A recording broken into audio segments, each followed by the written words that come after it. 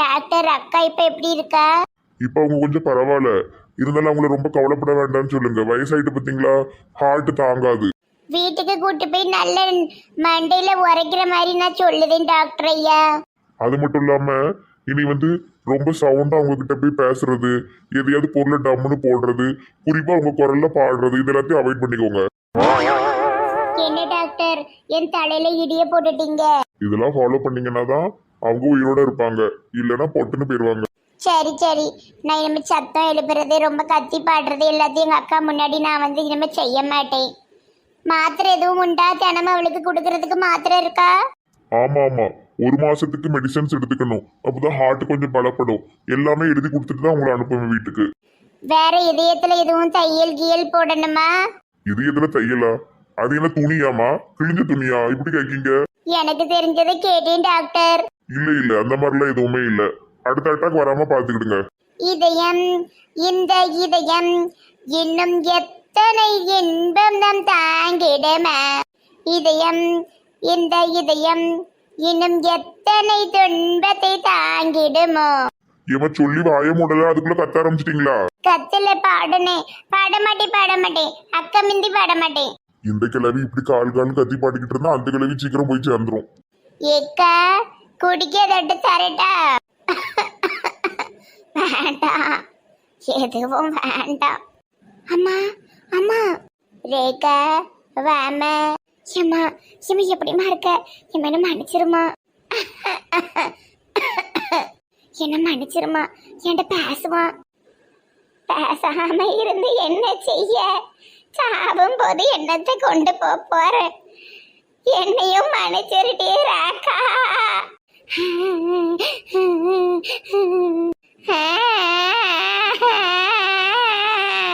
சரி சரி, தாயும் அவ்வளோ அழுதது போதும்.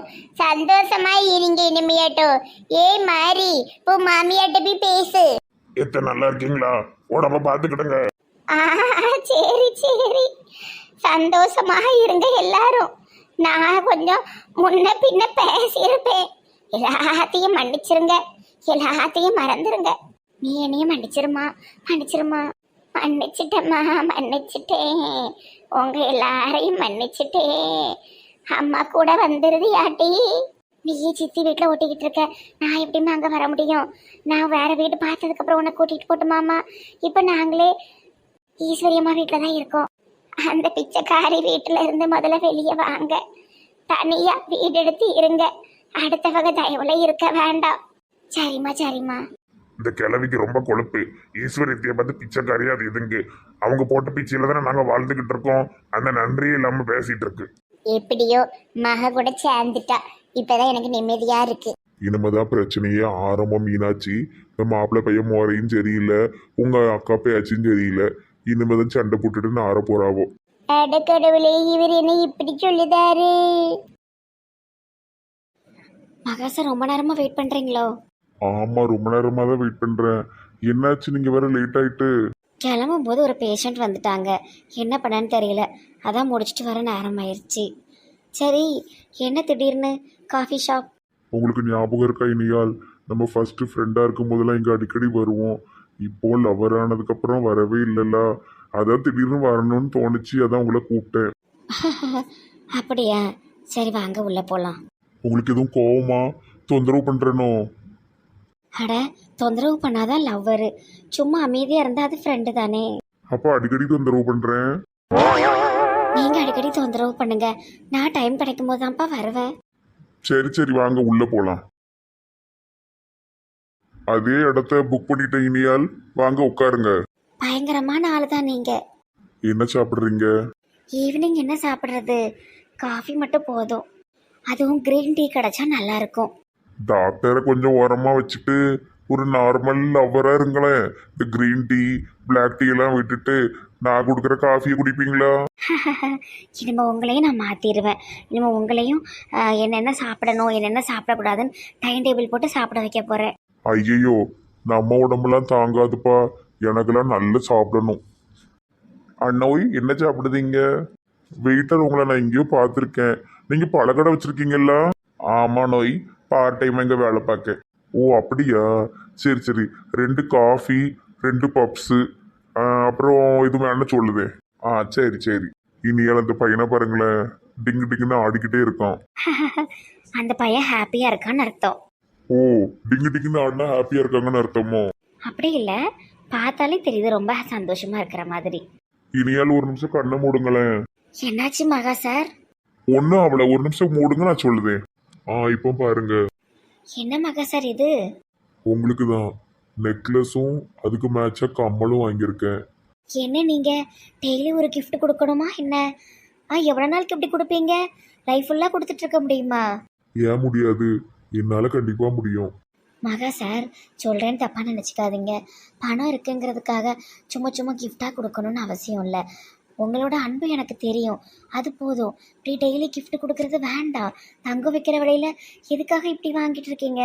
இனியால், நான் ஒன்று சொல்லட்டுமா? பணம் இருக்குங்கிறதுக்காக டெய்லி ஒரு gift கொடுக்கல, உங்க மேல உள்ள அன்புனால தான் கொடுக்க. என்னால லாஸ்ட் வரைக்கும், என்னோட உயிர் இருக்கிற வரைக்கும் ஒவ்வொரு gift-ஆ கொடுக்க முடியும். அது வந்து பணத்தாலன்னு நான் சொல்லல.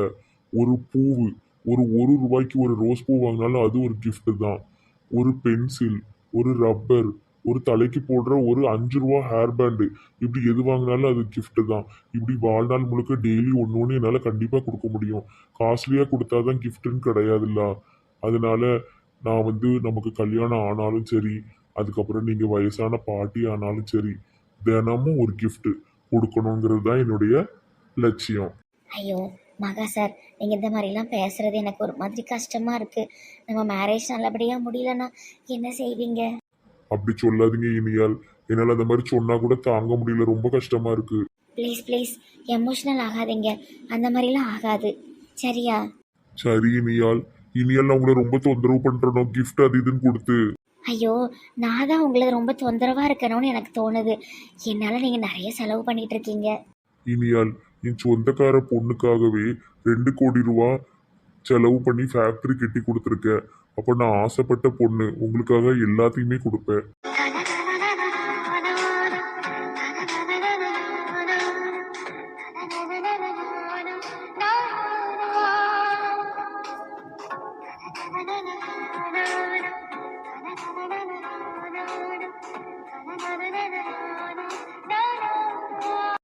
ஓகே ஓகே, நெக்லஸ் ரொம்ப அழகாக இருக்கு, நான் வாங்கிக்கிறேன், சரியா?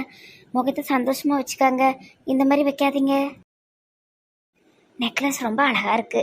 சரி மகா சார், நம்ம கிளம்புவோமா? டைம் ஆயிடுச்சு. டீ குடிக்கல? நான் என்ன டீ குடிக்கவா வந்தேன்? உங்களை பார்க்கணும், உங்கள் கூட பேசணும், கொஞ்ச நேரம் டைம் ஸ்பெண்ட் பண்ணணும், அவ்வளவுதான். டீ எல்லாம் வேண்டாம், சரியா? நாளைக்கு பார்ப்போமா? சரி இனியால். யார் யார் ரூம்ல இவ்வளவு துணியை கொண்டு குமிச்சு போட்டிருக்கிறது? எனக்கு இப்படி கடந்தாலே பிடிக்காது. நெட்டவெளி வீட்டுல சும்மா தானே இருக்கா, துணி மடிக்கலாம்ல. தெரு தெருவா பேசதான் லாய்க்கு. இவ்வளவு இன்னொரு நாள் நாகினி ஆட்டம் ஆட விடணும். எனக்கு இந்த மாதிரி துணியில ஏறி படுக்க ரொம்ப பிடிக்கும். சின்ன வயசுல இந்த மாதிரி துணியில ஏறி குதிச்சு படுத்ததோட சரி, இன்னைக்குதான் இப்படி செய்ய போறேன். என்னதான் மெத்த இருந்தாலும் அதுக்கு மேல ஒரு 5-6 துணியை போட்டு அது மேல படுக்கிறதே நல்ல சுகம்தான். அது போக இந்த துவைச்ச துணியில நல்ல சோப்பு வாட வரும், அது சூப்பரா இருக்கும். சரி, இப்படியே தூங்கிடுவோம் கொஞ்ச நேரம். அவன் அந்த கண்ணிகாவை வச்சிருக்காமட்டி. இந்த கிளவி ஆரம்பிச்சிட்டுல, அவ கண்ணிகாவை வச்சிருக்காமட்டி, இதே சொல்லி சொல்லி சாவுது. ஏக்கா, நம்ம வீட்டு பயலை நீங்களே கேவலப்படுத்தாதுங்கக்கா. அப்படி சொல்லாதுங்க, ஒயாம சொல்லாதுங்க, அசிங்கம். நெசமாலுமே அவன் கண்ணிகால வச்சுக்கிட்டு இருக்காமட்டி. பேரும் தப்பு, சொல்ற இன்ஃபர்மேஷனும் தப்பு. ஏம்மா, ஏம்மா வீட்டுக்கு வா. என்ன மண்டக்கட்டு மாமா, இவ்வளோ கோபமா மூஞ்சி வச்சா கூப்பிடுறது? சிரிச்சிட்டு கூப்பிடுங்க. வீடு விட போய் உட்காந்து எனக்கு கவலைப்படுத்திக்கிட்டு இருக்கியோ, வீட்டுக்கு வா. காயின்னு கூட பார்க்காம கம்ப வச்சு அடிக்க வந்துட்டு வீட்டுக்கு எதுக்கு கூப்பிடுத? அங்க வச்சு கம்ப வச்சு அடிச்சு மண்டைய பழந்து புதைச்சிடலாம் பாக்கியோ. அப்படி யாராட்டும் செய்வாங்களா? நீ செய்வ, நீ அந்த கண்ணிகால வச்சிருக்க. திரும்பி திரும்பி அதையே நீ சொல்லிக்கிட்டு இருக்க. இருவன் சங்க நெரிக்கேன். ஏன் சுரேஷ், பாரு செல்லம்மா, வா முன்னாடியே நீ கொல்ல வாரா. ஏம்மா நில்லு. என்ன சுரேஷ் இப்படி பண்ணிட்டு இருக்க? இப்படிதான் கூப்பிடுவியா அம்மாவை? வந்து நான் சங்க நெரிக்க போறேங்க. செல்லமாத்த, உங்களுக்கு எங்க அம்மையை பத்தி தெரியாது. அது நட்டு கலண்டு அலையுது பத்துக்கிடுங்க. வீடு விட உட்காந்து கேவலப்படுத்துது. எல்லார்ட்டையும் வச்சிருக்கான்னு சொல்லிக்கிட்டே இருக்கு. சரி நீ போ, நான் ஒரு 2 நாளையில அனுப்பி விடுதேன். சரி செல்லமாத்த. மண்டக்கட்டு மாமா சும்மா கண்ணை உருட்டிட்டாலையாது இரு. வயசான பாட்டி போங்க. ஆட போமா, நீ நைஸா தப்பிச்சு வந்துட்ட. நீ இந்த மாசம் நீ எங்க வீட்டுல இருந்திருக்கணும், உனக்கு தெரியும் கஷ்டம். கீதாக்கா எங்கண்ணே? உனக்கு வாங்க அவளை எங்கேயாவது கிடப்பாப்பா. சங்க நெறி பண்ணாம சங்க என் கை பூவா பறிச்சுக்கிட்டு இருக்கும். இது என்ன இம்பிட்டு துணிய குமிச்சு போட்டிருக்கு. சரி எரிச்சலால இருக்கு. சரி துணி மேலதான் படுக்கணும். அம்மா, என்ன துணியில இருந்து சத்தமா வருது? ஏ கிழவி, யார் நீ? மேல வந்து படுக்க. யாத்தே துணிக்குள்ள மனசேன். அறிவில்ல, மேனஸ் இல்ல. அடுத்தவங்க ரூம்ல வந்து படுக்கிறது வந்து அடுத்தவங்க மேல ஏறி படுக்கு. யார் கிழவி நீ? இங்காரு பஞ்சு முட்டாய் மூஞ்சி, நான் கருத்து வீசி விடுவேன். கிளவி அங்களவி யார் கிளவி?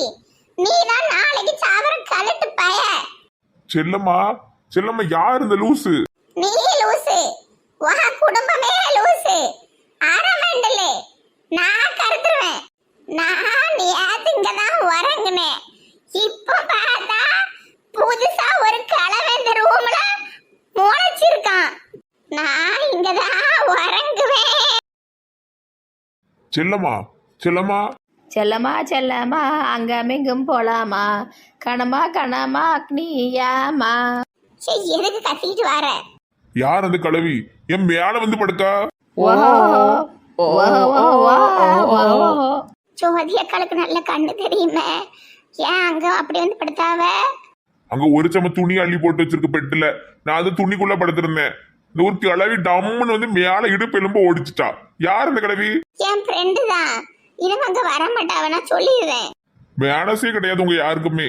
இப்படித்தான் அடுத்தவங்க ரூமுக்குள்ள ஒரு கிளவியை கொண்டு விட்டுறது என்ன? என்ன பொம்பளை அது?